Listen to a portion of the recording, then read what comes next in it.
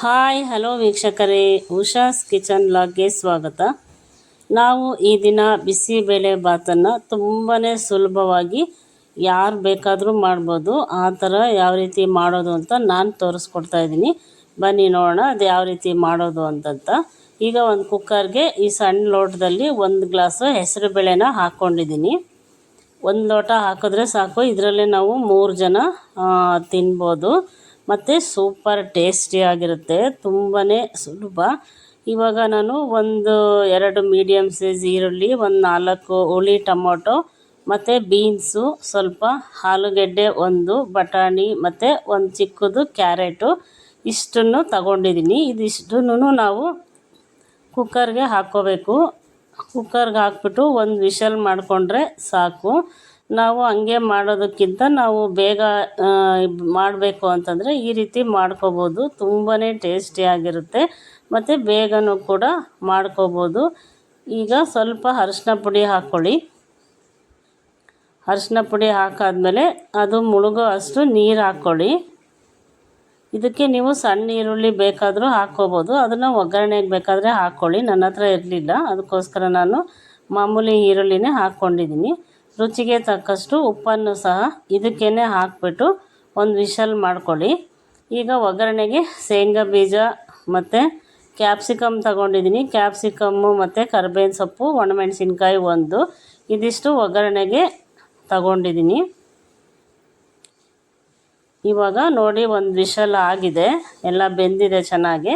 ನಾವೇನು 1 ಲೋಟ ಹೆಸರುಬೇಳೆ ತಗೊಂಡಿದ್ವಲ್ಲ ಅದೇ ಲೋಟದಲ್ಲಿ 1 ಲೋಟ ದಪ್ಪ ಅವಲಕ್ಕಿನ ತಗೊಂಡು ತೊಳೆದ್ಬಿಟ್ಟು 2 ಸಲ ಈಗ ತರಕಾರಿ ಬೇಳೆ ಎಲ್ಲ ಬೆಂದಿದೆಯಲ್ಲ ಕುಕ್ಕರ್ಗೆ ಹಾಕ್ಕೊಳ್ಳಿ. ಇದನ್ನು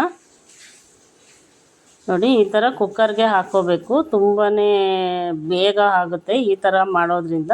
ನೋಡಿ ಇವಾಗ ಕುಕ್ಕರ್ಗೆ ಹಾಕ್ಬಿಟ್ಟು ಸ್ವಲ್ಪ ಮಿಕ್ಸ್ ಮಾಡ್ಕೊಳ್ಳಿ.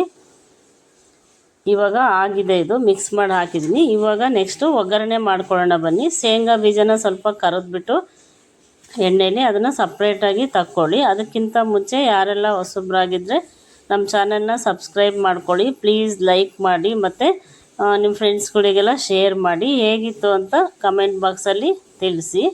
ನೋಡಿ ಇವಾಗ ಕರೆದ್ಬಿಟ್ಟು ಇದನ್ನು ಒಂದು ಬಟ್ಲಿಗೆ ತಕ್ಕೊಳ್ಳಿ. ಮೇಲೆ ಹಾಕೋದಕ್ಕೆ ತುಂಬಾ ಚೆನ್ನಾಗಿರುತ್ತೆ. ಇಲ್ಲಿ ನಾನು ಸ್ವಲ್ಪ ಗೋಡಂಬಿ ಹಾಕ್ತಾಯಿದ್ದೀನಿ. ಗೋಡಂಬಿ ಹಾಕೋದ್ರಿಂದನೂ ಟೇಸ್ಟು ತುಂಬಾ ಚೆನ್ನಾಗಿರುತ್ತೆ.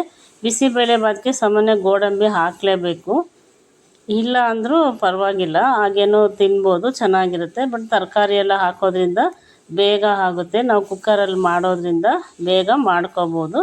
ಇವಾಗ ಅದೇ ಎಣ್ಣೆಗೆ ಸ್ವಲ್ಪ ಸಾಸಿವೆ ಹಾಕ್ಕೊಂಡಿದ್ದೀನಿ. ಸಾಸಿವೆ ಎಲ್ಲ ಸಿಡಿದ್ಮೇಲೆ ನೋಡಿ, ಸಾಸಿವೆ ಎಲ್ಲ ಸಿಡಿದ್ಮೇಲೆ ಈಗ ಮೆಣಸಿನ್ಕಾಯಿ ಹಾಕ್ಕೊಳ್ಳಿ. ಒಣ ಮೆಣಸಿನ್ಕಾಯಿನ ಸ್ವಲ್ಪ ಕರಿಬೇವಿನ ಸೊಪ್ಪು ಹಾಕ್ಕೊಳ್ಳಿ. ಕರಿಬೇವಿನ ಸೊಪ್ಪು ಸಹ ಆರೋಗ್ಯಕ್ಕೆ ತುಂಬಾ ಒಳ್ಳೆಯದು. ಈಗ 1 ಕ್ಯಾಪ್ಸಿಕಮ್ ಹಾಕ್ಕೊಂಡಿದ್ದೀನಿ, ಸಣ್ಣದಾಗಿ ಕಟ್ ಮಾಡಿಬಿಟ್ಟು. ಇದನ್ನು ತುಂಬ ಬೇಯಿಸ್ಕೋಬೇಡಿ, ಅರ್ಧ ಬೆಂದರೆ ಸಾಕು. ತಿನ್ನೋದಕ್ಕೆ ತುಂಬಾ ಚೆನ್ನಾಗಿರುತ್ತೆ. ಕ್ಯಾಪ್ಸಿಕಮ್ಮಲ್ಲಿ ಎ ಆ್ಯಂಡ್ ಇ ವಿಟಮಿನ್ ಇರುತ್ತೆ. ಅದನ್ನು ಸಹ ಡೈಲಿ ನಾವು ತಿನ್ನೋದ್ರಿಂದ ಆರೋಗ್ಯಕ್ಕೆ ತುಂಬಾ ಒಳ್ಳೆಯದು. ನೋಡಿ ಇಲ್ಲಿ ನಾನು IHP ಬಿಸಿಬೇಳೆ ಬಾತ್ ಪೌಡ್ರನ್ನ ತಗೊಂಡಿದ್ದೀನಿ. ನಿಮ್ಮ ಹತ್ರ ಇದಿಲ್ಲ ಅಂತಂದರೆ ಮಾಮೂಲಿ ಯಾವ್ದು ಪೌಡ್ರ್ ಇರುತ್ತೋ ಅದನ್ನೇ MTRದೇ ಹಾಕ್ಕೊಳ್ಳಿ. ಇಲ್ಲಾಂದರೆ ಯಾವುದಿರುತ್ತೋ ಅದನ್ನೇ ಹಾಕ್ಕೊಳ್ಳಿ. ಇಲ್ಲಿ ನಾನು 2.5 ಸ್ಪೂನಷ್ಟು ಬಿಸಿಬೇಳೆ ಬಾತ್ ಪೌಡ್ರನ್ನ ಒಂದು ಬೌಲ್ಗೆ ಹಾಕ್ಬಿಟ್ಟು ಈ ಥರ ಮಿಕ್ಸ್ ಮಾಡ್ಕೊತಾ ಇದ್ದೀನಿ. ಈ ಥರ ಮಾಡೋದ್ರಿಂದ ಬೇಗನೆ ಆಗುತ್ತೆ.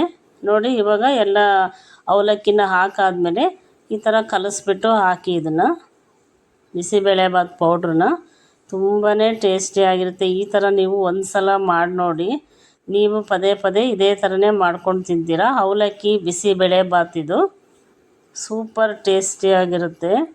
ನೋಡಿ ಎಷ್ಟು ಬೇಗ ಆಗೋಯಿತು. ಅರ್ಧ ಗಂಟೆಯಲ್ಲೆಲ್ಲ ಅವಲಕ್ಕಿ ಬಿಸಿಬೇಳೆ ಬಾತ್ ರೆಡಿಯಾಗಿ ಹೋಗುತ್ತೆ. ಅನ್ನದ್ದು ಸಹ ಇದೇ ಥರನೇ ಮಾಡ್ಕೋಬೋದು. ನಿಮಗೆ ಕನ್ಸಿಸ್ಟೆನ್ಸಿ ನೋಡ್ಕೊಳ್ಳಿ. ಈಗ ನಿಮಗೆ ತುಂಬಾ ತೆಳ್ಳಗೆ ಬೇಕು ಅಂತಂದರೆ ಬಿಸಿ ನೀರನ್ನ ಹಾಕ್ಬಿಟ್ಟು ನಿಮಗೆ ಕನ್ಸಿಸ್ಟೆನ್ಸಿ ಎಷ್ಟು ಬೇಕೋ ಅಷ್ಟು ನೋಡಿಬಿಟ್ಟು ನೀರನ್ನ ಹಾಕ್ಕೊಳ್ಳಿ. ಗಟ್ಟಿ ಬೇಕು ಅಂದರೆ ನೀವು ಗಟ್ಟಿಗೆ ಮಾಡ್ಕೋಬೋದು, ಯಾವ ಥರ ಬೇಕಾದರೂ ಮಾಡ್ಬೋದು. ನೋಡಿ ಇವಾಗ ನಾನು ಬಿಸಿ ನೀರನ್ನ ಹಾಕಿ ಕನ್ಸಿಸ್ಟೆನ್ಸಿ ಕರೆಕ್ಟಾಗಿದೆ. ಇವಾಗ ನಾನು ಏನು ಶೇಂಗಾ ಬೀಜ ಅದೆಲ್ಲ ಕರ್ಕೊಂಡಿದ್ನಲ್ಲ ಅದನ್ನು ಹಾಕ್ತಾಯಿದ್ದೀನಿ. ಶೇಂಗಾ ಬೀಜ ಮತ್ತು ಗೋಡಂಬಿ ಹಾಕ್ತಾಯಿದ್ದೀನಿ.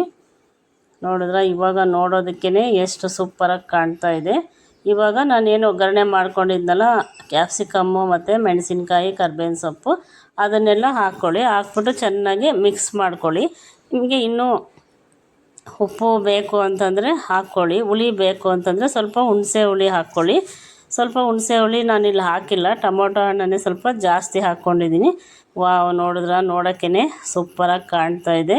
ಇವಾಗ ಮೇಲ್ಗಡೆ ಸ್ವಲ್ಪ ಕೊಬ್ಬರಿ ತುರಿನ ಆ್ಯಡ್ ಮಾಡಿದ್ರೆ ಇನ್ನೂ ಸೂಪರಾಗಿರುತ್ತೆ. ಮತ್ತು ಕೊನೆಯದಾಗಿ ತುಪ್ಪನ ಆ್ಯಡ್ ಮಾಡ್ಕೊಳ್ಳಿ. ಬಿಸಿಬೇಳೆ ಬಾತಿಗೆ ತುಪ್ಪ ಇಲ್ಲ ಅಂತಂದರೆ ಅದು ಬಿಸಿಬೇಳೆ ಬಾತ್ ಅಂತಲೇ ಅನಿಸಲ್ಲ. ಅದಕ್ಕೋಸ್ಕರ ಲಾಸ್ಟಲ್ಲಿ ಸ್ವಲ್ಪ ತುಪ್ಪ ಮತ್ತು ಕೊಬ್ಬರಿನ ಹಾಕ್ಕೊಳ್ಳಿ. ವಾವ್, ನೋಡಿದ್ರೆ ನೋಡೋಕ್ಕೇ ಸೂಪರಾಗಿ ಕಾಣ್ತಾ ಇದೆ ಅವಲಕ್ಕಿ ಬಿಸಿಬೇಳೆ ಬಾತ್. ನೀವು ಸಹ ಮನೇಲಿ ಒಂದ್ಸಲ ಟ್ರೈ ಮಾಡಿ ನೋಡಿ, ಹೇಗಿತ್ತು ಅಂತ ಕಮೆಂಟ್ ಬಾಕ್ಸಲ್ಲಿ ತಿಳಿಸಿ. ಹಾಗೆ ನಂದು ಇನ್ಸ್ಟಾಗ್ರಾಮಲ್ಲೂ ಸಹ ಪೇಜ್ ಇದೆ, ಫಾಲೋ ಮಾಡಿ. ಹಾಗೆ ಸಬ್ಸ್ಕ್ರೈಬ್ ಮಾಡೋರೆಲ್ಲ ಮಾಡ್ಕೊಳ್ಳಿ ಹೊಸಬ್ರಾಗಿದ್ದರೆ. ನೋಡಿದ್ರೆ ನೋಡೋಕ್ಕೇ ಎಷ್ಟು ಸೂಪರಾಗಿ ಕಾಣ್ತಾ ಇದೆ.